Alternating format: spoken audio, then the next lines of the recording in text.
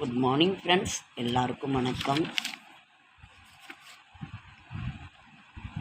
இப்போ அன்றைக்கி ராகு திசையை பார்த்தோம். இன்றைக்கி நம்ம சூரிய திசையில் என்ன நடக்கும் அப்படிங்கிறத நம்ம பார்க்குறோம். சூரிய திசை என்பது சூரிய பகவான் சிம்மத்தில் ஆட்சி பெறுகிறார்.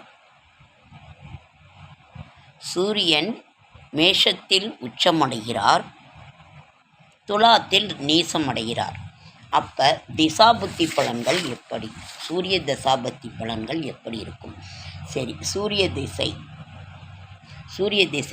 6 வருடம். அந்த 6 வருடத்தில் சூரியனுக்கு, அதாவது நட்பு கிரகங்களின் புத்தி இருந்தால், சூரிய திசை அதனோட நட்பு கிரகங்களின் புத்தி நடந்தால் நல்ல பலனை தருவார். பகை கிரகங்களின் புத்தி நடந்தால் அது அந்த சுப பலனை தராது. சரி, சூரியனுக்கு நட்பு சூரிய திசை சந்திர புத்தி நல்லாயிருக்கும், சூரிய திசை செவ்வாய் புத்தி நல்லாயிருக்கும், சூரிய திசை புதன் புத்தி நல்லாயிருக்கும், சூரிய திசை குரு புத்தி நல்லாயிருக்கும். இவர்களெல்லாம் நட்புக்காரர்கள். சூரியனுக்கு சந்திரன், செவ்வாய், புதன், குரு நட்புக்காரர்கள். இதன் புத்தி நன்றாக இருக்கும். பகை கிரகங்கள் என்ன? பகை கிரகங்கள் சுக்கிரன், சனி, ராகு, கேது. சுக்கிரன் சூரிய தசை சுக்கிரன் புத்தியில் நல்ல பலனை தரமாட்டார். சனியும் பகை, ராகு கேதுவும் பகை. அப்பொழுது அதனுடைய திசா புத்தி சூரிய தசை அந்த புத்திகளில் நல்ல பலனை கொடுக்க மாட்டார். சரி, திசாநாதனும் புத்திநாதனும் திசா வருடங்கள் 6, அதாவது சூரியனுக்கு திசாநாதனும் புத்திநாதனும் மறைவு இடங்களுக்கு செல்லாமல் இருக்க வேண்டும். மறைவு ஸ்தானத்தில் சென்றால் சுப பலனை தராது. 3, 6, 8, 12 ஆகிய இடங்களுக்கு நல்ல பலனை தராது. அதற்கு நாம் என்ன செய்ய வேண்டும்? சூரிய திசை நடக்கின்றவர்கள் ஞாயிற்றுக்கிழமைகளில் கோதுமை, நவகிரகங்களுக்கு இருக்கிற கோதுமையை வாங்கி வச்சு வீட்டிலேயே ஒரு கல்பில் வச்சு அவர் சூரிய பகவானை நினைத்து தினமும் காலையில் எழுந்திரிச்சோன்னு சூரிய பகவானுக்கு ஒரு நமஸ்காரம். அதனால் சூரியனை கண்ட பனி போல, சூரியனை கண்ட தாமரை போல, சூரியனை கண்ட மலர்களைப் போல அது உடனே மலர்ந்துருமா. அதை போல் நமக்கு கோதுமையினால் ஆன ஒரு இதை வீட்டில் ஒரு கப்பு வச்சு சூரிய போற்றி ஒரு இதை அவருக்கு செய்யலாம். சிவபெருமானுக்கு அன்று சூரிய தசை நடக்கிறவங்க சிவபெருமான் கோவிலுக்கு அடிக்கடி போயிட்டு வர்றது ரொம்ப ரொம்ப நல்லது. அது தாமரை மலரை வைத்து வழிபடுவது நல்லது. சூரியனை கண்ட பனி போல, சூரியனை கண்ட தாமரை, சூரியனை கண்டனும் எத்தனை மலர்கள் மலர்கின்றன. அப்படி காலையில் அதை நாம் ஒரு தாமரை மலரை வைத்து வணங்குகின்ற பொழுது நமது கஷ்டங்கள் தீரும். சூரிய பகவானை தினமும் நமஸ்காரம் பண்ணணும், சூரியனும் சந்திரனும். அப்போ காலையில் அதே மாதிரி சூரிய பகவான் இல்லைன்னா ஒன்றுமே இல்லை. அப்போ சூரிய பகவானை நினைத்து மரம், செடி, கொடிகளுக்கு தினமும் ஒரு கப்பு ஏதோ ஒரு சின்ன பாத்திரத்தில் எடுத்து ஒரு வாட்டர் கேன்லேயே ஒரு நீர் ஊற்றினால் நமது எந்த ஒரு இதுவாக இருந்தாலும் கஷ்டங்கள் தீரும்.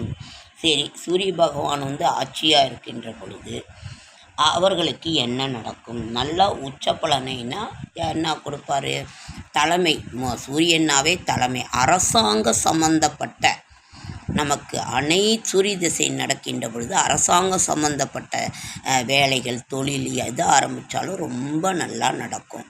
அவர்களுக்கு அது செய்கின்ற பொழுதே அவர்களுக்கு இதாகும். நம்ம அபிஷேகம் நடக்கின்ற பொழுது சிவபெருமானுக்கு ஒரு குடம் நீரோ, ஒரு பாலோ, ஒரு இதுவோ, ஒரு தாமரை மலர் முக்கியம் வாங்கி இது பண்ணால் சூரிய தசையினோட பலாபலன்கள் சிறப்பாக இருக்கும்.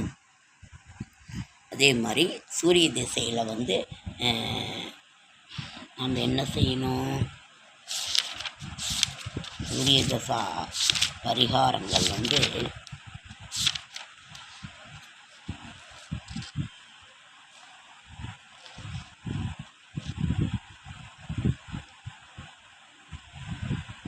பதவி உயர்வு கிடைக்கும், அரசாங்க உத்தியோகம் கிடைக்கும், புதிய தொழில் தொடங்குவதற்கான இது கிடைக்கும். அதனால் நாம் இதை கட்டாயம் செய்கின்ற பொழுது நன்றாக இருக்கும். சூரிய திசை 6 வருடங்கள், சூரிய திசா புத்தி பலன்கள், சூரிய திசை நடக்கின்ற அந்த ஒரு காலத்தில் சிவபெருமான் வழிபாடு செய்வது, தாமரை மலரினால் செய்வது, ஒரு மரங்களுக்கு நீர் ஊற்றுவது, இவையெல்லாம் நாம் செய்தால் மிக மிக நல்லது. அவருக்குரிய தானியம் கோதுமை.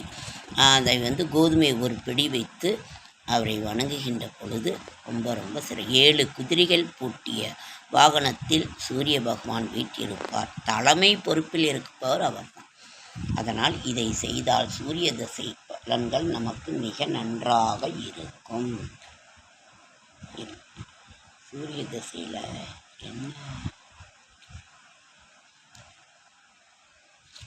சூரிய திசாபுத்தி பலன்கள்னு இதில் இருக்குது.